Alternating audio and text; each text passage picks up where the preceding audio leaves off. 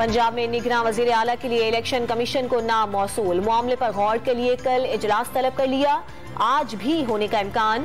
PTI ने governor को खत लिखकर इलेक्शन की तारीख मांग ली। आजम खान निगरान वजीर आला खैबर पख्तूनख्वा तैनात। गवर्नर गुलाम अली ने तकर्री की समरी पर दस्तखत कर दिए, आज दोपहर को हल्फ उठाएंगे।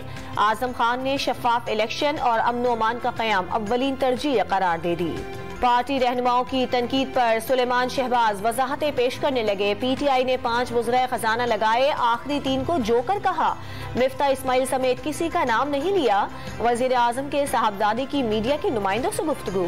वजीर इत्तला सिंध शर्जील मेमन को सीने में तकलीफ पर अस्पताल मुंतकिल कर दिया गया। हैदराबाद के अस्पताल में शर्जील मेमन की एंजियोप्लास्टी कर दी गई। विफाकी काबीना ने पैमरा एक्ट में तरामीम की मंजूरी दे दी। पैमरा का दायरा इख्तियार गिलगित और आजाद कश्मीर तक बढ़ गया।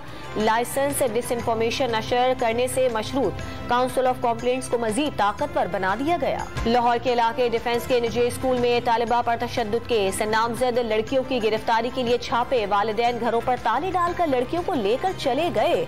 मुकदमे में नामजद लड़कियों ने लाहौर की मकामी अदालत से अबूरी जमानत हासिल कर ली। Sindh employees social security institute के मुलाजिम का निजी बैंक में 10 साल तक काम करने का इंकशाफ। सरकारी महकमे से तनख्वाह मिलती रही, इंक्रीमेंट भी लगाया गया।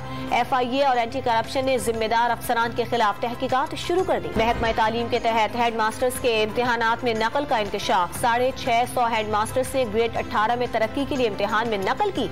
महकमा तालीम सिंध का हेड मास्टर्स के खिलाफ कार्रवाई का फैसला।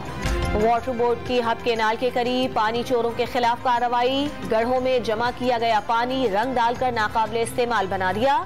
टैंकर माफिया पानी फरोख्त करने के लिए गढ़ों में पानी जमा करते थे।